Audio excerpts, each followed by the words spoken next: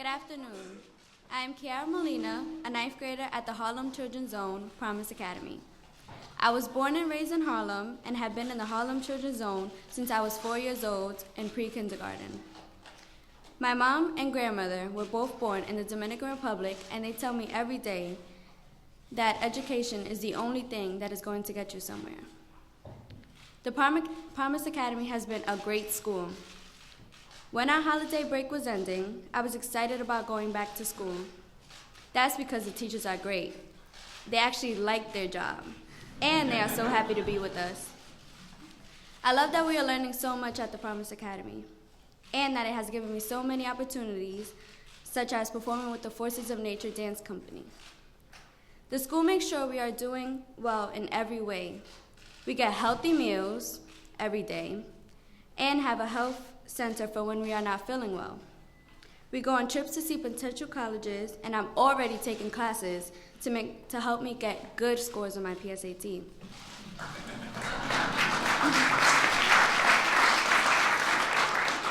I used to want to be a veterinarian, but now I'm kind of thinking about what I want to be. Maybe a lawyer because I love law and order. But either way, I know I am going to college. I also want to do well for my mom.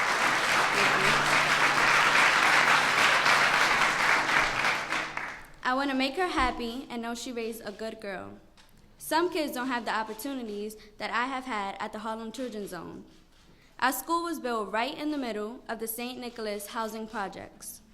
I think it sends a powerful message to the kids who live in the neighborhood who might be messing up or dropped out that school can be exciting and safe. I hope the country will create more places like the Harlem Children's Zone so other neighborhoods can help their kids succeed in school, go to college, and get better jobs. I feel so honored to have the opportunity to meet my president, who has shown how much he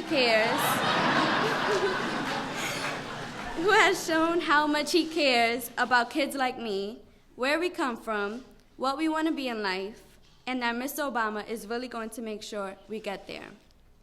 Now, on behalf of the students and staff of the Harlem Children's Zone, it is my pleasure to introduce the President of the United States, Barack Obama.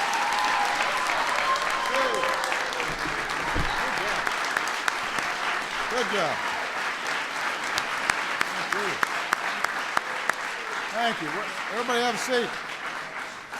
Well, welcome to the White House, everybody, and that was one of the best introductions I've ever had. So we're so proud of Kiara for the introduction and for sharing your story, and you're just so poised. And I know Jeff Canada's just out there all excited and proud. So, and I know your mom's proud. Yeah, I know she is. She should be. Kiara and the rest of these young people grew up in a 97 square block section of Harlem, as a place where the odds used to be stacked against them every single day. Even just graduating from high school was a challenge. But with the help of some very dedicated adults and a program called the Harlem's Children's Zone, they're right on track to go to college. Together, students, teachers, administrators, parents, community, they're changing the odds in this neighborhood. And that's what we're here to talk about today. Changing the odds for every American child so that no matter who they are, no matter where they are born, they have a chance to succeed in today's economy. Now, the good news is that thanks to the hard work and sacrifice of the American people all across the country over the last 5 years, our economy has grown stronger. Our businesses have now created more than 8 million new jobs since the depths of the recession. Our manufacturing, our housing sectors are rebounding. Our energy and technology and auto industries are booming. And we've got to keep our economy growing. We've got to make sure that everybody is sharing in that growth. We've got to keep creating jobs, and then we've got to make sure that wages and benefits are such that families can rebuild a little bit of security. We've got to make sure this recovery, which is real, leaves nobody behind. And that's going to be my focus throughout the year. This is going to be a year of action. That's what the American people expect, and they're ready and willing to pitch in and help. This is not just a job for government, this is a job for everybody. Working people are looking for the kind of stable, secure jobs that too often went overseas in the past couple of decades. So next week I'll join companies and colleges and take action to boost high-tech manufacturing, the kind that attracts good new jobs and helps grow a middle class. Business owners are ready to play their part to hire more workers. So this month I'm going to host CEOs here at the White House, not once but twice. First, to lay out specific steps we can take to help more workers earn the skills that they need for today's new jobs. Second, they're going to announce commitments that we're making to put more of the long-term unemployed back to work. And on January 28th, in my State of the Union address, which I want all the legislators here to know I'm going to try to keep a little shorter than usual. They're cheering silently. I will mobilize the country around the national mission of making sure our economy offers every American who works hard a fair shot at success. Anybody in this country who works hard should have a fair shot at success, period. Doesn't matter where they come from, what region of the country, what they look like, what their last name is, they should be able to succeed. And obviously we're coming off a rancorous political year, but I genuinely believe that this is not a partisan issue. Because when you talk to the American people, you know that there are people working in soup kitchens and people who are mentoring and people who are starting small businesses and hiring their neighbors, and very rarely are they checking are they Democrat or Republican. There's a sense of neighborliness that's inherent in the American people. We just have to tap into that. And I've been very happy to see that there are Republicans like Rand Paul, who's here today, who are ready to engage in this debate. That's a good thing. We've got Democratic and Republican elected officials across the country who are ready to roll up their sleeves and get to work. And this should be a challenge that unites us all. I don't care whether the ideas are Democrat or Republican. I do care that they work. I do care that they are subject to evaluation, and we can see if we are using tax dollars in a certain way, if we're starting a certain program, I want to make sure that young people like Kiara are actually benefiting from it.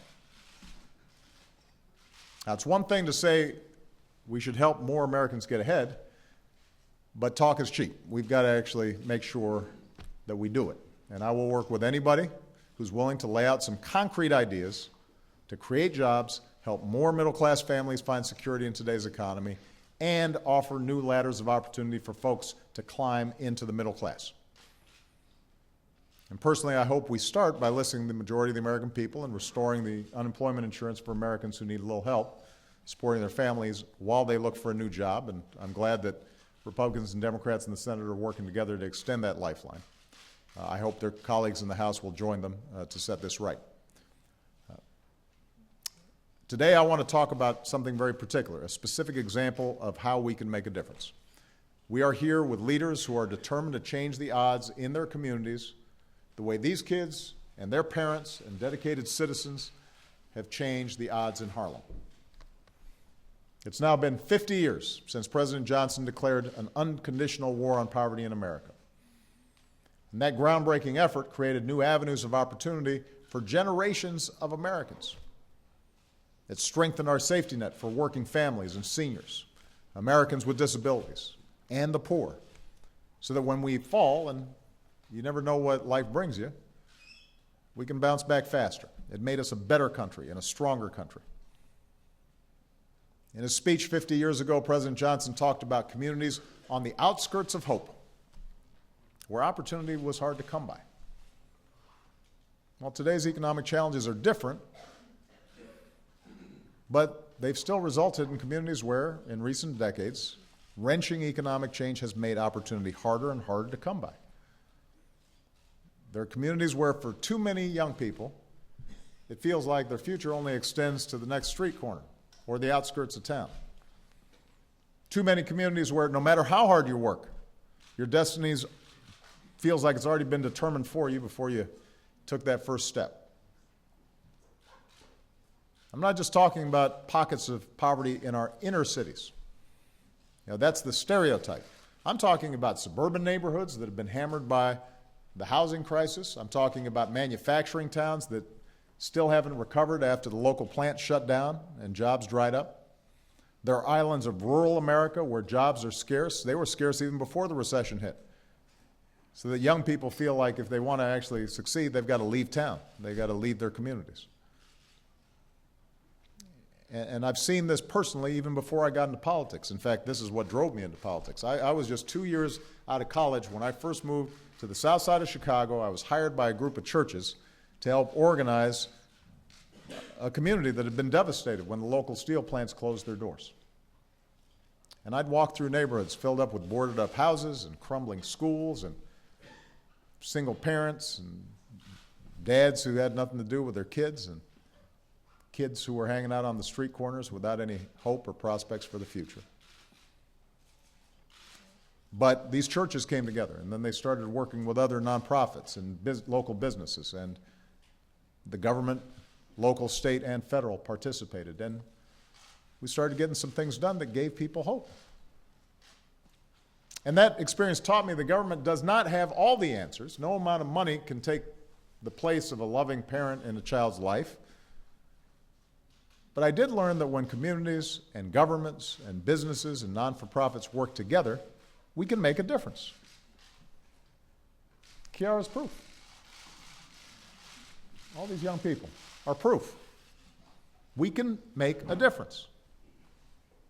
For the last 17 years, the Harlem Children's Zone, the brainchild of Geoffrey Canada, who's here today, has proven we can make a difference. And it operated on a basic premise that each child will do better if all the children around them are doing better. So in Harlem, staff members go door to door and they recruit soon-to-be parents for baby college, preparing them for those crucial first few months of life, making sure that they understand how to talk to their child and read to their child, and sometimes working with the parents to teach them how to read so they can read to their child and give them the healthy start that they need. And then early childhood education to get kids learning at 4 years old. And then a charter school that helps students succeed all the way through high school. And medical care and healthy foods that are available close to home, and exercise. I was very pleased to hear that. Michelle was very pleased to hear that they've got a strong phys ed program. And then students getting help finding internships and applying to college. And an outstanding, dedicated staff that tries to make sure that nobody slips through the cracks or falls behind. And this is an incredible achievement. And the results have been tremendous. Today, preschool students in the Harlem Children's Zone are better prepared for kindergarten. Last year, a study found that students who win a spot in one of the charter schools score higher on standardized tests than those who don't. In a neighborhood where higher education was once just something that other people did, you got hundreds of kids who've now gone to college. And Harlem's not the only community that's found success taking on these challenges together. In Cincinnati, a focus on education has helped to make sure more kids are ready for kindergarten. In Nashville, they've redesigned high schools and boosted graduation rates by almost 20% over the past 12 years. In Milwaukee, they've cut teen pregnancy in half. Every community is different, with different needs and different approaches. But communities that are making the most progress on these issues have some things in common. They don't look for a single silver bullet. Instead, they bring together local government and nonprofits and businesses and teachers and parents around a shared goal. That's what Geoffrey did when he started the Harlem Children's Zone. Government was involved. So don't be confused here. It has an important role to play, and already there are government resources going into these communities, but it's important that our faith institutions and our businesses and the parents and the communities themselves are involved in designing and thinking through how do we move forward. And the second thing is they're holding themselves accountable by delivering measurable results. We don't fund things, we don't start projects just for the sake of starting them. They got to work. If they don't work, we should try something else. And sometimes those of us who care deeply about advancing opportunity aren't willing to subject some of these programs to that test. Do they work? Now, in my State of the Union address last year, I announced our commitment to identify more communities like these, urban, rural, tribal, where dedicated citizens are determined to make a difference and turn things around, and we challenged them. We said, if you can demonstrate the ability and the will to launch an all-encompassing, all-hands-on-deck approach to reducing poverty and expanding opportunity, we'll help you get the resources to do it. We'll take some resources from some of the programs that we're already doing and concentrate them. We'll make sure that our agencies are working together more effectively. We'll put in talent to help you plan, but we're also going to hold you accountable and measure your progress. And if you're doing real stuff that is making a difference in the lives of young people like Kiara, then we're going to be there. Your country will help you remake your community on behalf of your kids, family by family, block by block. We call these communities promise zones. They're neighborhoods where we will help local efforts to meet one national goal, that a child's course in life should be determined not by the zip code she's born in, but by the strength of her work ethic and the scope of her dreams. So we're here today to announce the first 5 promise zones in America. And I could not be prouder to be joined by Mayor Eric Garcetti of Los Angeles and Mayor Michael Nutter of Philadelphia and Councilwoman Ivy Taylor from San Antonio. Chief Gregory Pyle, one of our tribal leaders, and Jerry Rickett from the Kentucky Highlands Investment Corporation. Some of the leaders from these neighborhoods who are helping to make it happen. In the east side neighborhood of San Antonio, nearly 4 in 10 adults don't have a high school diploma. The violent crime rate is 50% higher than the rest of the city. So schools and community members are focused on getting more kids into pre-K, boosting math and science in high school, and they're putting more cops on foot patrol to make their neighborhoods safer. It's a project worth investing in. In a section of LA that stretches from Pico Union to Hollywood, the population decreased by 13,000 people in just 10 years. So developers are working to build more affordable housing. Technical schools and community colleges are helping more people get the training they need to get jobs. It's a project worth investing in.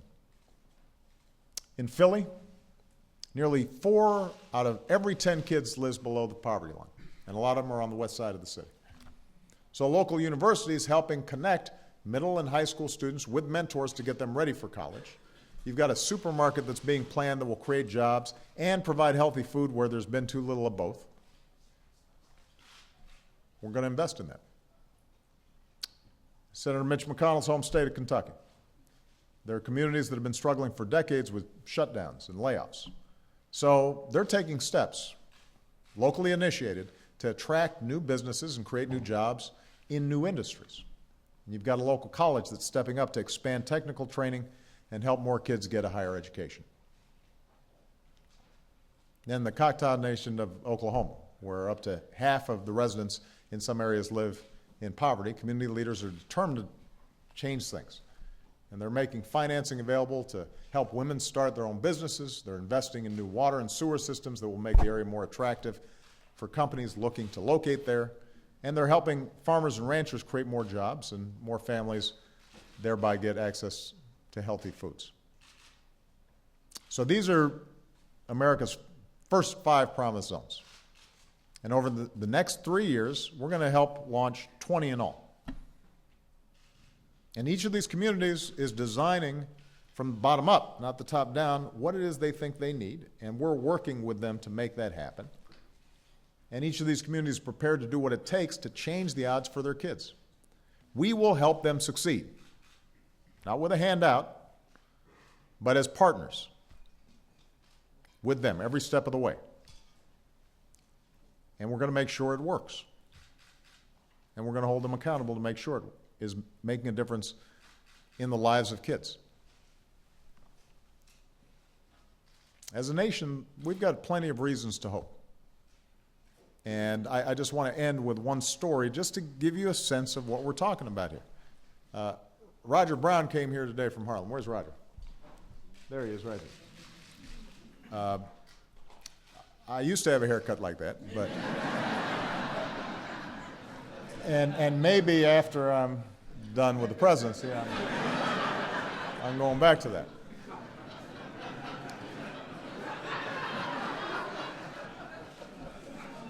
Growing up, I want you to listen to Roger's story, because it's unique and it's special, but it's also representative. So growing up, Roger spent some time in the foster care system before going to live with his mom, who was working 2 jobs to make ends meet. When Roger was in 6th grade, his mom entered his name in the Promise Academy Charter School lottery and prayed. And Roger won a spot. Now, the way I hear it, Roger, you were still having some problems sometimes. He was the class clown and acting out and almost got himself expelled. But the teachers and the staff did not give up on him. They saw something in him. They kept pushing him. And then one summer, when Roger was home visiting his foster family, he looked around the room and he realized nobody in that room had gone to college. And nobody in that room had a job. And at that moment, something clicked, and Roger decided he wanted something better for himself and for his mom and for his 2 sisters who looked up to him. So Roger buckled down. He went from failing his classes to passing his classes. He became a member of the first graduating class at the Promise Academy. And today, Roger is a sophomore.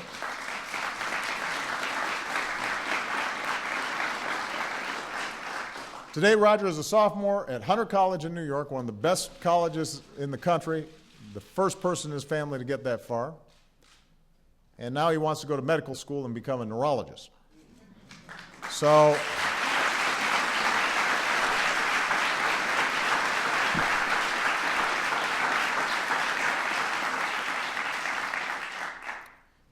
if you want to know why I care about this stuff so much, it's because I'm not that different from Roger. There was a period of time in my life where I was goofing off. I was raised by a single mom. I didn't know my dad. The only difference between me and Roger was my environment was more forgiving than his. That's the only difference. If I screwed up, the consequences weren't quite as great. So if Roger can make it, and if I can make it, if Kiara can make it, every kid in this country can make it. But we've got to believe in that. We can't just give lip service to it. And it can't just get caught up in a bunch of political arguments. There are legitimate questions about how the best way to do this is, how we can best make progress. And there are legitimate debates to be had about how big of a role is government in that process, how big of a role is the private sector, and there's no disagreement that there has to be individual initiative. It's got to start inside. Roger had to have a change of attitude. I had to have a change in attitude. Kiara, she probably didn't need a change in attitude. She was focused the whole time. We don't dispute that. But we do know that sometimes we talk about this stuff as if we care, and then we don't deliver. We don't follow through. We don't make the effort. It's not sustained. We lose interest. And then we say to ourselves, well, maybe nothing can be done. And we put up with it. And as a consequence, a lot of our kids get lost. And we can't allow that to happen. That's what the Promise Zones represent. I want more kids to have the chance that Roger got. I want more kids to have the chance this country gave me. We should all want every one of our kids and their families to have a shot at success. If you are willing to dream big and work hard, you should grow up with the same opportunities in life as any other child, living in any other place. That's what we're fighting for. That's what America's about. So let's act. Let's make it happen this year. All right? Thank you. God bless you. God bless America.